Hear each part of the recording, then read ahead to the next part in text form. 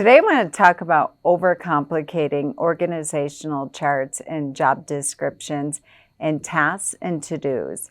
We had a firm that came this week to open coaching hours, and they were tasked with getting clarity on job descriptions and the tasks for each job description. And they were overcomplicating it.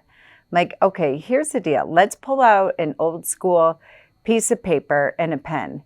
And let's take the organizational chart. You have the attorney as the president and the CEO of holding the vision and carrying out the vision. Now let's go to the lead team. Who's on the lead team for sales and marketing, for production and paralegals and attorneys, for finance, and then for intake, what have you. And then we break into, okay, great. So then let's go into law clerks, legal assistants, paralegals, attorneys, and then virtual overseas that we have for the production team.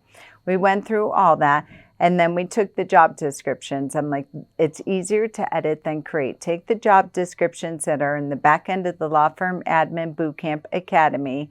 The job descriptions are their tasks and to-do. She was overcomplicating it, where she wanted to list every single task that each of the person, like job descriptions are not about the person. They are about the role. Now, you may have so-and-so that's serving in that role today, but we don't want to make it about them. Many people, the average person is wearing 3.5 hats within a small law firm and a small business. So it's okay that you're the office manager and the paralegal and in addition to the sales manager, the intake team, what have you. But you have 3 different job descriptions for them, and then you break it into your time template. Tasks are not extra work. They are not an annoyance. So often people say, I can't get to my tasks. I have so many overdue tasks. Well, because you're not interacting with your tasks and your to-dos as your job description in motion. So if you are feeling that soul-crushing feeling around waking up every day and having overdue tasks or tasks that are in the red, or feeling like you can never get to all your tasks, it is an indicator that you need to go back to your job description. Again, you may be wearing multiple hats, but go back to each job description then and get really clear. Then go back to your time template and then anchor into how long it's going to take you. And that will give you the opportunity to really see if you have the capacity to get it all done, or if it might be time for us to hire and or revise the job descriptions based on our growth within the law firm. So if you're struggling with tasks and to-dos, reach out and let's get you clarity on your job description and then your time chunking, because then your tasks and your to-dos do not become an annoyance. They do not become a bother, and they are not additional work when you shift your perspective to realize they are your job description in motion. Welcome to another episode of the Office Altering Hire and Empower with Molly McGrath podcast. If you're a returning listener, welcome back. If you're a first-time listener, hopefully you'll become a long-time listener. As always, I'm your show host, Molly McGrath, founder of Hiring and Empowering Solutions and creator of this revolutionary podcast. You can check us out at hiringandempowering.com. So let's talk about your job description in motion. So often people will say, well, I don't really have a job description, or I was hired with X, Y, and Z job description and it keeps changing. Your attorneys are not the problem. If you are feeling like everything keeps changing, this is a common statement I hear over and over and over again from employees and team members alike, that things keep changing. Well, they're going to continue to change if you allow it. So if you are feeling like my job description keeps changing, or the vision keeps changing, whatever, fill in the blank, I would bet my bottom dollar it's because the attorney is being allowed to make changes. And why do entrepreneurs, why do human beings keep changing the plan? Because they believe that what we set out to do is not working, so we need to make changes. So somewhere within your process, somewhere within your weekly and daily communication, somewhere within your framework, you are not over communicating. We are not over communicating with the attorney about the path and plan. And so in their mind at 2 o'clock in the morning, or driving home from a client meeting, or driving into the office, whatever it might be, they're coming up with ideas. They're getting distracted at conferences, on listservs, and Facebook groups, whatever it might be. Oh, this is what we do at our law firm, and it works like a charm. So they come back in and they're like, okay, great, we're going to change this, or they're going to come in with the idea. And then when you allow it, they're assuming you're unconsciously communicating to them that, okay, let's make this change because what we're doing is not working. So go back to basics and really get clear on your process. And maybe it is time for you all to schedule a mini workshop, a lunch and learn, an hour, hour and a half, to go back to our process and do an audit and clarify and verify what we're working on within our process. Number 2, who's doing what to reach goal? Your attorney does not want to keep changing things. The reason they change things is because they think that nobody knows what we're doing here.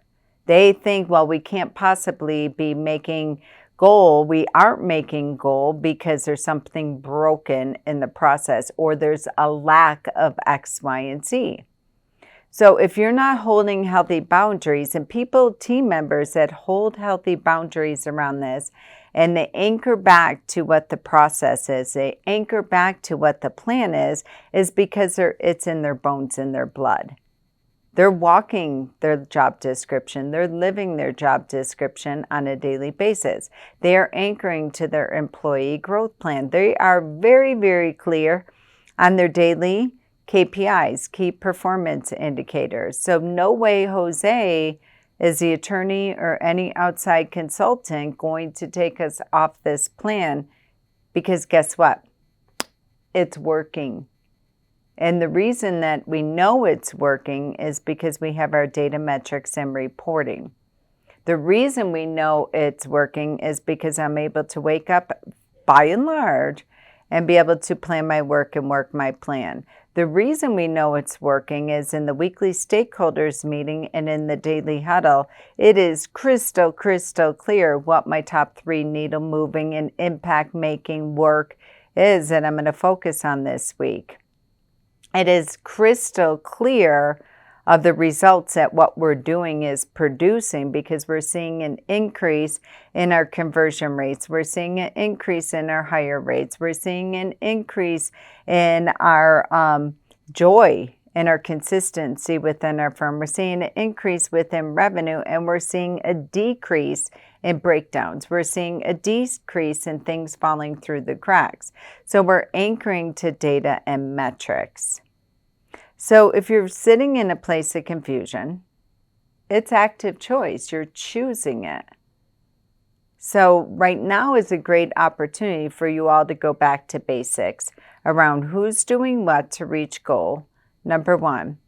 Number 2, clarify and verify what the goal is. Number 3, go back to the process and really do an audit of that and seeing what's working and what's not working, where we can streamline and shorten and get to a place of efficiency and effectiveness for the impact on us as a team, impact on the cash flow, but ultimately the impact on the client to make it easier on them to do their part to be able to, for us to accomplish their planning and their goals. So if you're in a place where you are feeling frustrated, if you are sitting in a place where you're feeling confusion, if you are sitting in a place where you want to bang your head against the wall because you feel like we're constantly changing everything, declare right now that this is no longer how it's going to be. Put time on your attorney's calendar. Put time on the agenda for your next weekly stakeholders meeting and saying, I am raising my hand and it's time for us to have a lunch and learn, for us to put the oxygen mask on us first and go back to basics and do an audit of how we do what we do. If you're struggling, reach out. No more suffering in silence. Get on my calendar, shoot me an email, book time on my calendar for a 30-minute breakthrough call, and let's get you to a place of clarity and consistency so you can reach goal and get your quarterly employee incentive-based compensation bonuses. All right, until next time, continue being legal leaders, leading legal leaders. We've reached the end of yet another episode of the Hire and Empower with Molly McGrath podcast, where dream teams of entrepreneurs in an entrepreneur's world really do come true. Listen, whether you're a business owner, employee, executive, or hiring manager, we fully understand hiring, onboarding, and leadership is expensive, exhausting, often overwhelming, and absolutely time-consuming for the already taxed professional. Well, we have your back on all fronts. For 25 years and counting, we have transformed over 4,000 law firm teams into the most efficient, resourceful, and profitable asset of your business. Check out our Smart Hire solution, our employee leadership program, and the 66-day law firm turnaround at hiringandempowering.com.